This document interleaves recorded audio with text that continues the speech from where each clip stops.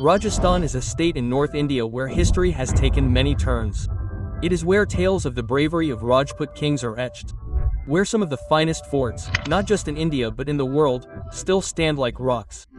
Music, dance, and art have flourished here for centuries. Cities like Jaipur, Udaipur, Jaisalmer, and Jodhpur have been witnesses to thousands of stories. But just as every coin has two sides, Rajasthan, on one hand, is teeming with beauty, while on the other, it holds many secrets buried beneath the sandy soil for centuries. One such story is from a village about 18 to 20 kilometers from Jaisalmer. While the houses have four walls, no one lives inside them. There are temples, but no idols. This village was once inhabited and beautiful, inhabited by Paliwal Brahmins. It was vibrant, and filled with the laughter of children. But it is said that everything changed overnight. In a single night, the villagers abandoned their homes, their temples, their fields, and everything else, never to return. As they departed, they cursed the place, vowing that it would never be inhabited again. The streets of the village were plunged into silence. 200 years have passed since then, and it remains desolate even today. Anyone who attempted to settle here has lost everything.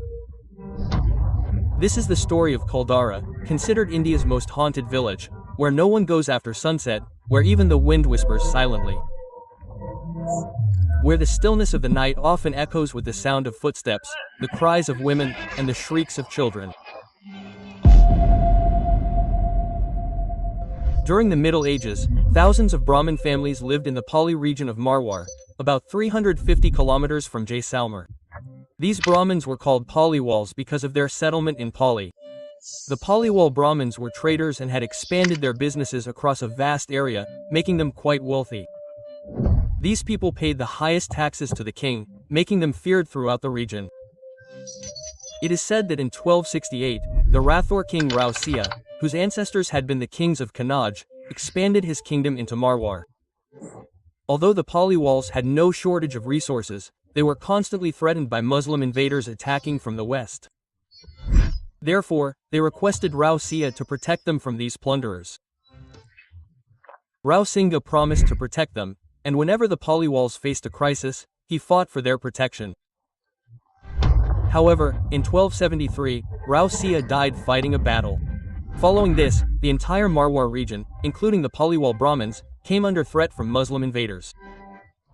The Muslim invaders resorted to looting and, to hurt the sentiments of the Paliwal Brahmins, killed a cow and threw it into the pond of the Paliwal village, from where they drank water. The people of Pali waged war against the marauding army. However, they were defeated, and many Paliwals were killed. Those who survived were forced to leave Pali. Leaving Pali, they set out for various parts of Rajasthan. Some reached Jaisalmer, known for its magnificent mansions. There, the Maharawal of Jaisalmer granted them land about 18 to 20 kilometers from Jaisalmer to establish a new settlement. Establishing a new settlement on this sandy land was extremely difficult. However, the Paliwals were learned, hardworking farmers, and accomplished traders. In those days, human settlements depended on water, especially where there was a river. The Kakni River flowed within a 50-kilometer radius of Jaisalmer. Therefore, the people of Pali not only established their village on the banks of this river but also made it prosperous in every way. It was extremely hot here, so they built large houses with beautiful latticed windows made of mud and lime. They developed advanced water management systems on the sandy land, built stepwells, wells, and irrigation canals, and quickly transformed what was once sandy and barren into lush green fields. They cultivated crops like rice and wheat. The Paliwal Brahmins were also art lovers, and as a result, they crafted beautiful earthenware pots with intricate designs and beautiful carvings on the walls. Hindu customs were followed, and during festivals like Holi and Diwali, every street in the village would be illuminated. They named this beautiful and well-structured village Kuldhara, which flourished by 1291. The Paliwal Brahmins not only established Kuldhara but also established 83 surrounding villages. Thus, where there was once only rocky and sandy land, beautiful villages and markets were now established. Through hard work, like Pali, these people began their journey towards prosperity. The biggest reason for the success of the people of Kuldhara was the trade along the Silk Route.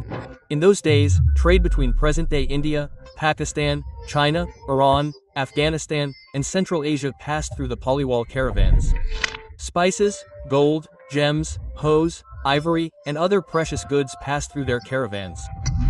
This trade brought Kuldhara so much wealth that the village streets shone like gold. It is said that the Paliwals were so wealthy at that time that they used gold and silver utensils in their homes and their fields were abundant with grain. They lived a simple life, but their coffers were filled with gold, silver, and gold coins. For nearly 500 years, these people lived this life of prosperity. They prospered through their hard work, and news of their prosperity spread far and wide.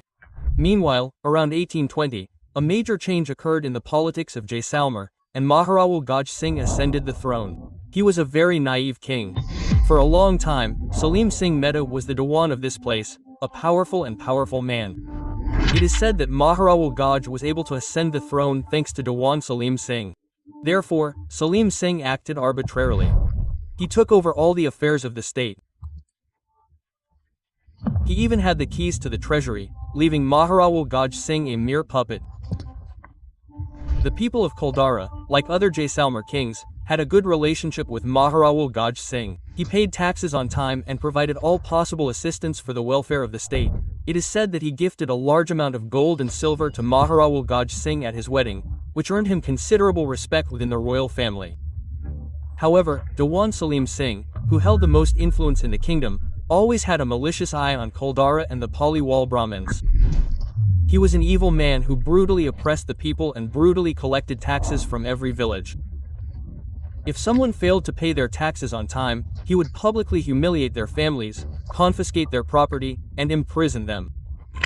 His army would enter villages and loot grain, livestock, and even jewelry. Salim Singh's tyranny became so intense that villagers began calling him Jalim Singh instead of Salim Singh. He was also annoyed by the progress of the Paliwals. Therefore, he increased the taxes of all the Paliwals living in Kuldhara and the remaining 83 villages several times. He declared that if they failed to pay this much, dire consequences would follow. The people of Kuldhara had no problem paying the increased taxes. To live peacefully, they began paying the taxes Salim Singh desired. Thus, everything went well. But after some time, something happened that forever ruined the happy lives of Kuldhara and the Paliwal Brahmins who had lived there for nearly 500 years. According to local folklore, one day in 1825, Salim Singh was passing through Kuldhara Village with his soldiers. He noticed some women filling water at the village well. One of them was the daughter of the village headman. Seeing her beauty, Salim Singh's inner demons awakened. He was so captivated by her beauty that he stormed the village headman's house with a marriage proposal. Salim Singh already had 7 wives and dozens of mistresses, with whom he lived in his mansion. But even this was not enough. He would often seek out beautiful women and force them into sexual relationships. It is said that several women, fed up with his cruelty, even committed suicide. When Salim Singh arrived at the Kuldhara headman's house with a proposal to marry his daughter, the headman and others were horrified. The headman's daughter was already engaged elsewhere. So he explained to Salim Singh that his daughter was soon to be married. But Salim Singh was possessed, undeterred. He persisted. Salim Singh thought that since the people of Kuldhara had agreed to pay multiple taxes out of fear, they would agree to this as well. But the Paliwal Brahmins were not at issue with money, but with their daughter's life, and they refused to compromise. When the chieftain refused, Salim Singh went berserk and threatened that if the marriage didn't go through, he would attack Kuldhara with his army, destroy the entire village, and forcibly take the girl. Salim Singh gave them until the full moon to decide and left. The news spread like wildfire throughout Kuldhara. All the village elders gathered. They decided to meet Maharawal Gaj Singh, but Salim Singh closed all avenues for meeting. The people of Kuldhara were perplexed, wondering where to go. During this time, the village council met several times, but the villagers couldn't see a solution to this problem. Days passed one by one. People tried different ways to escape Salim Singh, but nothing worked. Finally, the full moon day arrived when Salim Singh was to come to take the village headman's daughter. The village council met once again, and this time, a decision was necessary. The villagers knew that if they didn't listen to Salim Singh, he would unleash a massacre in the village, killing everyone, including women and children. So, the village elders decided to leave the village together, but not hand over their daughter to the devil. This decision brought silence for a while. They had worked so hard to build their homes and establish the village, and leaving everything behind in one stroke was a very difficult decision. But there was no other way to save their honor. Therefore, not just Kuldhara, but the heads of all 84 Paliwal Brahmin villages decided to leave their villages overnight and move far away from Jaisalmer. This message was secretly conveyed to every household. Women began packing their belongings by hand. Men harnessed their bulls to carts, knowing that if Salim Singh was after the daughter of the Kuldhara headman, he could easily attack someone else's daughter. To protect their clan's honor, they agreed to sever ties with Jaisalmer. They left the stoves burning, packed only as much belongings as they could carry onto carts, and all of them left their homes together at night, crossing the Jaisalmer border overnight. As they departed, they cursed the village, declaring that it would never be re-inhabited. Anyone who attempted to settle there would be devastated and never find happiness. The next day, when Salim Singh arrived in Kuldhara with a large army, he was stunned by the sight inside. Some houses still had stoves burning. Cattle fodder, clothes, and utensils lay untouched outside their homes. Everything was there, but there was no sign of people. Salim Singh and his soldiers searched every house. But there was not a single person in Kuldhara and the other 83 villages. There was only silence. This deeply distraught him, and he returned to his mansion empty-handed. Salim Singh could never forget that the people of Pali preferred to give up their land and property rather than bow to him. It was a crushing defeat for him. Shortly thereafter, Salim Singh died, and with that curse, the streets of Kuldhara fell silent forever. Years passed after that. Generations changed, but Kuldhara remained unchanged. With the passage of time, almost all the surrounding villages were resettled. But even after 200 years, Kuldhara remains desolate. It is said that anyone who tried to settle here was devastated. Many lost their homes, some died, and others lost their mental balance. Locals say that in the stillness of the night, the sound of footsteps, the cries of women, and the shrieks of children can often be heard from the ruins of Kuldhara. They believe that the spirits of the people of Kuldhara still wander here. British military officer Lieutenant Colonel James Todd, who served for 2 decades during British India, also mentioned the curse of Kuldhara in his book, Annals and Antiquities of Rajasthan. This story of Kuldhara became so famous that people from not only India but also from America, Australia, France, and Germany visit this cursed village. Tourists visiting Kuldhara also share many strange experiences. Many people claim to have heard footsteps in the streets even during broad daylight, even when no one is present. Some visitors often feel as if an invisible force is accompanying them while walking near the old well or temple. One of the most common experiences is a sudden drop in temperature. Even in the desert heat, people sometimes feel a cool breeze, which is believed to be a sign of the presence of a negative presence. At night, guards and nearby villagers claim to have heard women crying from the ruins and seen children's palm prints on the windshield of their cars, even when the car was completely closed. It is believed that these marks are the spirits of hungry and thirsty children trapped in the village due to a curse. Perhaps this is why no one dares to stay here after sunset. These mysterious stories and experiences have made Kuldhara one of the most haunted places in India. Gaurav Tiwari, one of India's most renowned paranormal investigators, founded the Indian Paranormal Society and traveled extensively, investigating hundreds of haunted sites. He also investigated Kuldhara several times. He visited Kuldhara 16 to 17 times between 2010 and 2016. He claimed to have experienced moving shadows, haunting voices, and unseen entities. He also calculated that 30 to 40 spirits still reside in Kuldhara.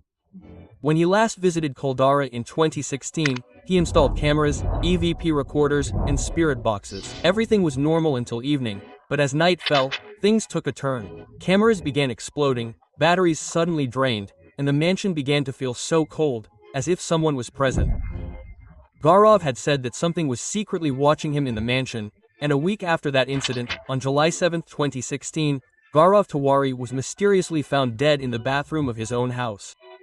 Several news channels also spent the night in Kuldhara, but some of their cameras failed, others, generators exploded, and everyone fled in fear. This story of Kuldhara is so famous that several hit serials have been made based on it. Films like Rodali, Gupt, Kaalo, and Agent Vinod have also been shot in Kuldhara's temples and ruins, as its haunting deserted look attracts filmmakers. While the atrocities of Salim Singh and the curse of the Paliwal Brahmins are considered the reasons behind the desolation of Kuldhara Village, scientists blame earthquakes and water shortages. Several studies show that by the end of the 18th century, Kuldhara's prosperity was gradually facing a crisis. The Kakni River, once the village's lifeline, began to dry up due to lack of rainfall. The wells and stepwells also gradually dried up, severely impacting the agriculture-dependent lifestyle of the Paliwals. Crop production like wheat and rice began to decline, and the Silk Route trade was severely affected by the changing political situation. Furthermore, the ever-increasing taxes imposed by the rulers of Jaisalmer put immense economic pressure on the Paliwals. Due to all these factors, some families gradually left Kuldhara and surrounding villages and migrated elsewhere. Kuldhara's population gradually declined, and by the end of the 19th century, the village was virtually deserted. Some research also suggests that the houses of the Paliwal Brahmins were reduced to ruins due to an earthquake. Geologists from Udaipur's Mohanlal Sukhadia University studied this subject and concluded that the Paliwal villages were located on the active fort lines of the Jaisalmer region. According to them, a powerful earthquake may have occurred here at some point, severely affecting these villages. The ruined houses in these villages bear destructive evidence, such as collapsed roofs, fallen beams, lintels, and broken columns, which are not caused by normal weathering and erosion. It's possible that the frequent earthquakes caused significant loss of life and property, and the survivors gradually left the area. But if this was the real reason, and the folklore holds no truth, then the question arises: when almost all of the 84 abandoned villages happily repopulated with new names, why is Kuldhara still deserted even after 200 years? Why is it still deserted? Kuldhara is now a protected monument under the Archaeological Survey of India, (ASI). A boundary wall and grill gates have been built around the village, and a ticketed entry system is now in place. People can visit during the day, but according to regulations, entry is strictly prohibited after 6 p.m. The gates are closed as soon as the sun sets. The presence of stoves, seating areas, and standing areas in some of the houses here makes it seem as if someone has just left. A sense of sadness emanates from the walls. Located in an open space, the sound of the wind rustling in the silence adds to the melancholy atmosphere. Even today, there are no hotels, resorts, or large villages within a 5-kilometer radius of Kuldhara. There are only the barren sand dunes and an eerie silence. If you enjoy such mysteries, you'll surely love the mystery of Malaysia Airlines Flight MA370. In 2014, the plane carrying 239 people disappeared from radar minutes later and was never recovered. We've covered the full story in a separate video, a link to which can be found in the description.